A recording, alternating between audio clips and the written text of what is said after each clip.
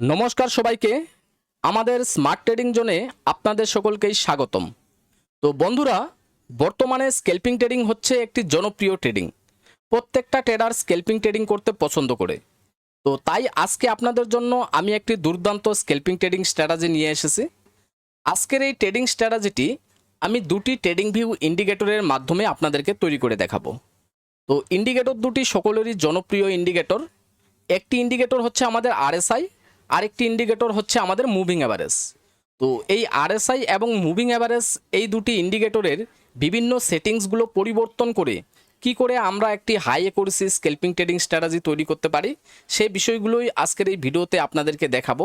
এবং তার সঙ্গে এই স্ট্র্যাটেজিটি কি করে আপনারা ব্যবহার করবেন বা এখানে কি কি রুলস আছে সেই বিষয়গুলো আপনাদের সঙ্গে আমি আলোচনা করব। তো আপনারা অবশ্যই ভিডিওটিকে স্কিপ না করে পুরো ভিডিওটি শুরু থেকে শেষ অবধি মনোযোগ সহকারে দেখবেন, তবেই আপনারা পুরো বিষয়টা ক্লিয়ারভাবে বুঝতে পারবেন। আর এই চ্যানেলে আজকে প্রথমবার যারা ভিজিট করেছেন অবশ্যই চ্যানেলটিকে সাবস্ক্রাইব করে রাখবেন, কারণ আগামী দিনেও আপনাদের জন্য এই ধরনের ভালো ভালো কন্টেন্ট আমি নিয়ে আসব।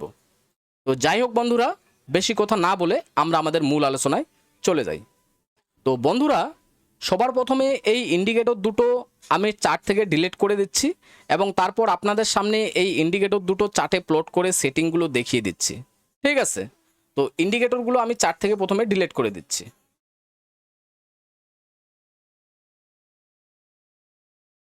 তো আমি ইন্ডিকেটরগুলো চার্ট থেকে ডিলিট করে দিলাম। তো এখানে লাইভ মার্কেট চলছে গোল্ডের। আমি এখানে গোল্ডের 5 মিনিটের চার্ট ওপেন করেছি।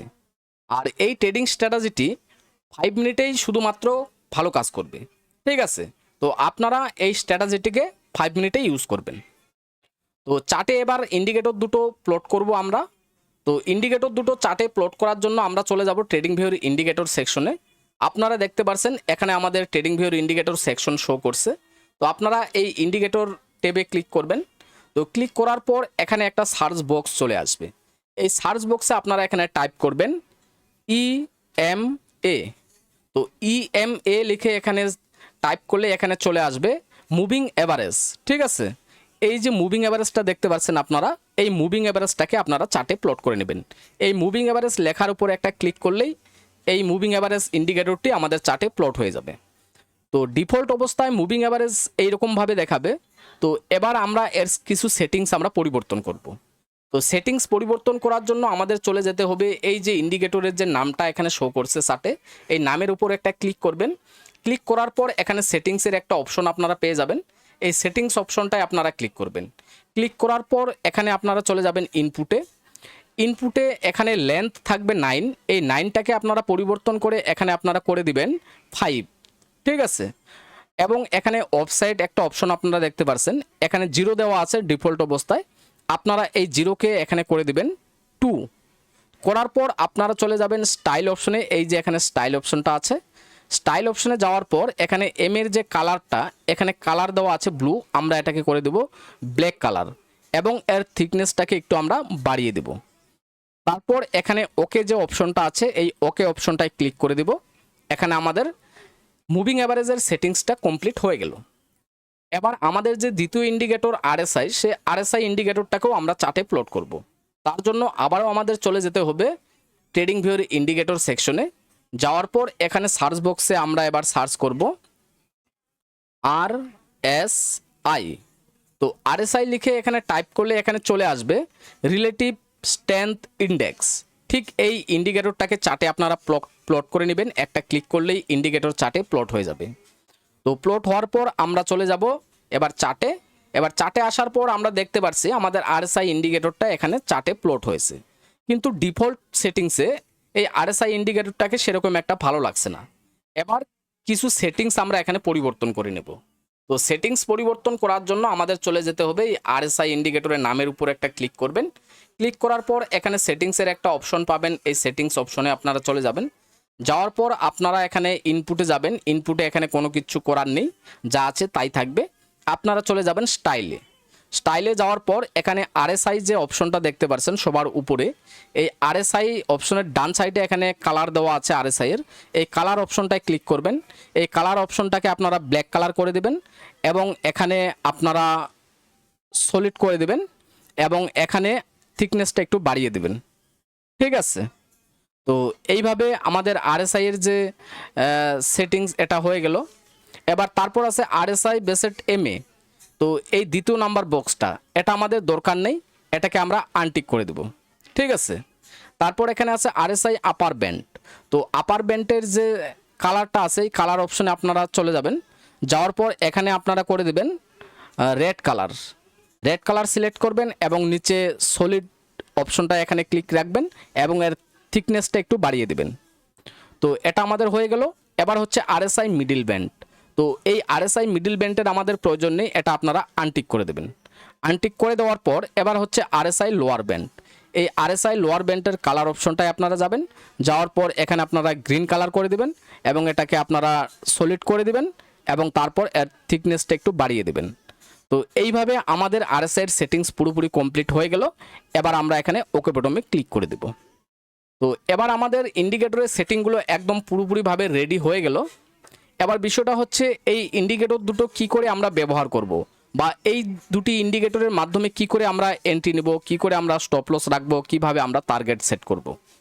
তো কোনো সমস্যা নেই, সব কিছু আমি আপনাদেরকে ক্লিয়ার করে দেব। ঠিক আছে। তো সর্বপ্রথম আমাদের এখানে ফলো করতে হবে যে আরএসআই এর ওভারবোট এবং ওভারসোল্ড।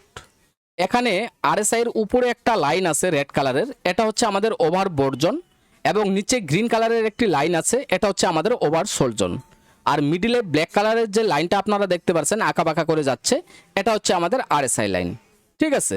তো আমাদের দেখতে হবে এন্ট্রির ক্ষেত্রে যে আরএসআই লাইন, যে ব্ল্যাক কালারের আরএসআই লাইনটা আছে, এই আরএসআই লাইনটা আমাদের যদি ওভারসোল্ড জোনে যায়, মানে গ্রিন কালার জোনে গিয়ে টাচ করে, তাহলে সেখান থেকে আমরা বাই এন্ট্রি প্ল্যান করতে পারি।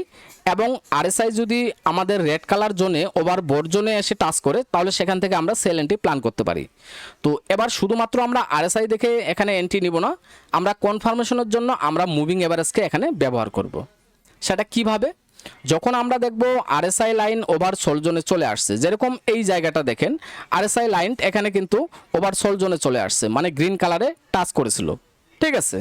এবার এটা কন্ডিশন আমাদের ম্যাচ আছে, যখনই এখানে ওভারসোল্ড জোনে চলে আসবে আমরা এখানে রেডি হয়ে যাব।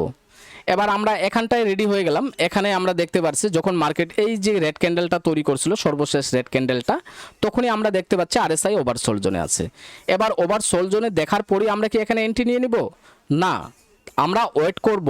আমাদের এইরকম একটা বুলিশ ক্যান্ডেল হতে হবে, যে বুলিশ ক্যান্ডেলটা আমাদের মুভিং এভারেজকে উপরের দিকে ব্রেকআউট করে ক্লোজিং দিবে, সেই ক্লোজিংয়ে আমরা এন্ট্রি নিব। ঠিক আছে। যেরকম এখানে যে গ্রিন ক্যান্ডেলটা আপনারা দেখতে পাচ্ছেন, এই গ্রিন ক্যান্ডেলটা আমাদের মুভিং এভারেজ লাইনকে উপরের দিকে ব্রেকআউট করে ক্লোজিং দিয়েছে, তাহলে আমাদের এই ক্লোজিংয়ে এন্ট্রি হতো এবং স্টপ লস হতো আমাদের এই সুইংয়ের নিচে। ঠিক আছে। আমি দেখিয়ে দিচ্ছি, কোনো সমস্যা নেই। আমাদের এই ক্যান্ডেলে আমাদের হতো এন্ট্রি, ক্লোজিংয়ে আমাদের স্টপ লস হতো এই সুইংয়ের খানিকটা নিচে, একটু বফার দিয়ে স্টপ লসটা রাখবেন এবং এখান থেকে স্কেলপিংয়ের জন্য আপনারা এখানে ট্রেড নিতে পারেন। ঠিক আছে। তো এইভাবে আমাদের বাই এন্ট্রিগুলো প্ল্যান করতে হবে এবং সেল এন্ট্রিগুলো আমি দেখিয়ে দিচ্ছি। যেরকম সেল এন্ট্রির ক্ষেত্রে আমরা কি দেখব, যে আরএসআই লাইন আমাদের ওভারবোট জোনে থাকতে হবে। যেরকম মার্কেট যখন এইখানটায় ছিল গ্রিন ক্যান্ডেলে, তখনই কিন্তু আমাদের আরএসআই লাইনটা ওভারবোট জোনে শো করছিল। এবার এখানে কি আমরা এন্ট্রি নিব?